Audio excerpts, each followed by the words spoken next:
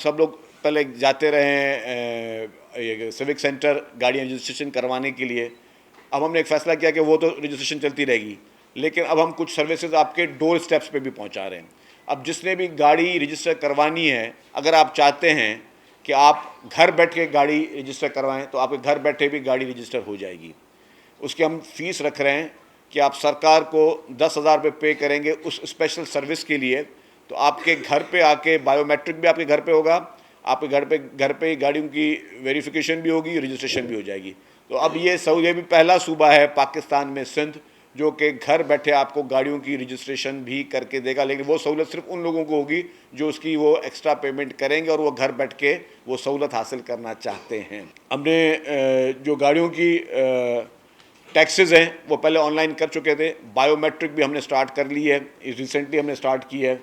और उसके लिए अब हमारी कोशिश ये है कि जो ट्रांसफ़र्स भी गाड़ियों की हैं वो भी आप घर बैठ के कर सकें, और हम सारी चीज़ को अब ऑनलाइन करवाने जा रहे हैं। आप ऑनलाइन भी सारी चीज़ें कर सकते हैं। नेक्स्ट ऑक्शन हम सितंबर में करने जा रहे हैं।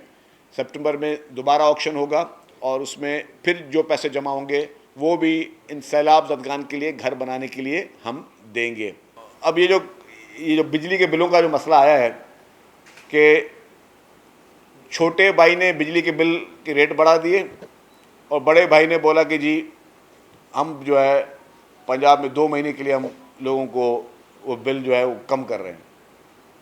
मतलब बिजली के बिल पीपल्स पार्टी की हुकूमत तो नहीं बढ़ाए थे।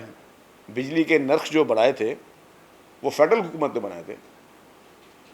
प्राइम मिनिस्टर शहबाज शरीफ साहब जो हैं उनकी हुकूमत फेडरल में है, उन्होंने रेट पूरे पाकिस्तान में बढ़ाए। और फिर चीफ मिनिस्टर पंजाब साहब और जनाब नवाज शरीफ साहब, उन्होंने कहा कि नहीं, हम पंजाब में जो है 2 महीने के लिए पैसे जो हैं उनके हम कम कर देते हैं। अच्छा, कल जो सईद गनी साहब ने प्रेस कॉन्फ्रेंस की तो उन्होंने क्या कहा था? उन्होंने कहा कि जी 2 महीने के लिए आप लोगों को रिलीफ दे रहे हैं, देन व्हाट, उसके बाद क्या होगा? आप अगर 2 महीने के लोगों को बोल रहे हैं कि जी हम आपको बिजली सस्ती दे रहे हैं, तो उसके बाद आप जो है तीसरे महीने क्या होगा? तीसरे महीने फिर ये 14 रुपये यूनिट, फिर बिजली महंगी होगी, फिर क्या करोगे आप? तो सईद गनी साहब ने कोई गलत बात नहीं की थी या गलत नीयत से बात नहीं की। उन्होंने एक पॉलिटिकल बात की और उन्होंने एक समझदारी वाली बात की कि जी आपने जब भी रिलीफ देने हैं तो लॉन्ग टर्म देने। लॉन्ग टर्म प्लानिंग क्या है? लीडरशिप वो होती है जो लॉन्ग टर्म प्लानिंग देती है। आप सिर्फ 45 अरब के बेड के मिसालें दे रहे हैं। सिंध हुकूमत ने इस तरह के कितने सैकड़ों अरब रुपए सिर्फ और सिर्फ थरकोल के लिए दिए। आज इस्लाम कोर्ट में एयरपोर्ट मौजूद है, वो एयरपोर्ट वाहिद प्रोविंशियल गवर्नमेंट जिसने कोई एयरपोर्ट बनाया है। मुझे पाकिस्तान में मुझे एक बताएं एयरपोर्ट जो प्रोविंशियल गवर्नमेंट ने बनाया हो, एक एयरपोर्ट का नाम ले दें जो प्रोविंशियल गवर्नमेंट ने बनाया हो। मैंने कहा पूरे पाकिस्तान के साथ भी, इसके बाद इस्लामाबाद के जर्नलिस्ट भी आएंगे, KPK के भी आएंगे, बलूचिस्तान के भी आएंगे। पूरे पाकिस्तान को हम बुला के दिखा रहे हैं कि जी ये हमने खिदमत की है आप लोगों की। और वो प्रोजेक्ट क्या था? बहुत आसानी से, थरकोल। सिंध हुकूमत को डायरेक्ट कोई फायदा नहीं होना था उसको। उस प्रोजेक्ट को अगर हम ये देखते, जो आज मिसालें दी जा रही हैं कि जी हमने पंजाब के लिए लोगों के लिए बिजली सस्ती की, जो पूरे पाकिस्तान के लिए सस्ती करनी चाहिए, क्योंकि प्राइम मिनिस्टर आपकी पार्टी का है और आपकी पार्टी के प्राइम मिनिस्टर ने बिजली के रेट बढ़ाए तो वो पूरे पाकिस्तान के लिए बढ़े। हम हुकूमत का हिस्सा नहीं है। मैंने सिर्फ इतनी बात की कि छोटे भाई ने बिजली के रेट बढ़ा दिए, बड़े भाई ने एक सूबे में कम कर दिए। मैं गलत बात तो नहीं की भाई। अगर आपको या तो सपोर्ट करे PMLN कि हाँ बिजली के रेट बढ़ने चाहिए थे और सिर्फ वो कर रहे हैं इसको, तो ये देयर इज अ कन्फ्यूजन। तो उसको मैंने कहा कि हमने जो है, और हम कॉन्फ्लिक्ट की पॉलिटिक्स में नहीं जाना चाहते। इस वक्त मंशात के ख़िलाफ़ हम जहाद कर रहे हैं। शायद हमारी नीयत जहाद वाली हैं, लेकिन शायद हमारी स्पीड या हमारी कुछ और वजूहत वजह से थोड़ा वो उसका पेस स्लो जा रहा है, लेकिन ये बहुत तगड़ा हो रहा है, ये मैं बता दूं।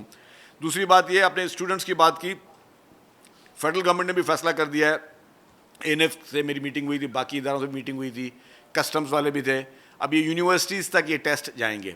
यूनिवर्सिटी के बच्चों की भी वो जो है उनकी भी स्क्रीनिंग होगी, और अब हम यूनिवर्सिटी से और एजुकेशन इंस्टीट्यूट से लेंगे, वो हमें सर्टिफाइड करके देंगे कि उनके पास कोई भी यहाँ पे अंदर ना मंशियात बिक रही है, ना कोई लेके आ रहा, ना कोई उनका स्टूडेंट ले रहा है। कल हमने मीटिंग में फैसला किया है कि अगर हमें ये पता चला कि किसी के घर पे इस वक्त कोई दावत चल रही है और वहाँ मंशियात चल रही है, इसको मैं मीडिया से भी गुजारिश करूँगा कि इस जुमले को भले उठाएँ, शायद कहीं से क्रिटिसिज्म आए, लेकिन I am ready to face all the criticism.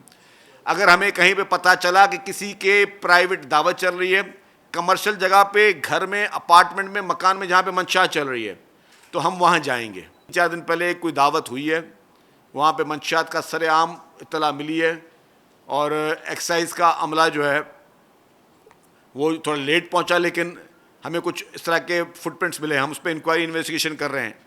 और हमें ये भी एक रिपोर्ट मिली कि एक और दावत भी इस तरह की कोई होने वाली है। तो हम एडवांस में सबको कह रहे हैं, जी आपकी इज्जत आपके हाथ में, सरकार अपना काम करेगी, सरकार किसी के साथ जाती नहीं करेगी। मैं हल्फिया कह सकता हूँ, किसी को टारगेट नहीं करेगी। मैं हल्फिया कहता हूँ, किसी की इज्जत नफ्स के साथ खेलने का कोई इरादा नहीं। लेकिन अगर हमें पता चला कि किसी भी कमर्शियल जगह पे या पर्सनल जगह पे कोई ड्रग्स कर रहा है, तो फौरी तौर पे एएनएफ एंटी नारकोटिक्स फोर्स जो है सिंध की एक्साइज की, वो वहाँ पे रेड करेगी और फिर जो कॉन्सिक्वेंसेज होंगे उसका जिम्मेदार वो ड्रग्स यूज़ करने वाला है।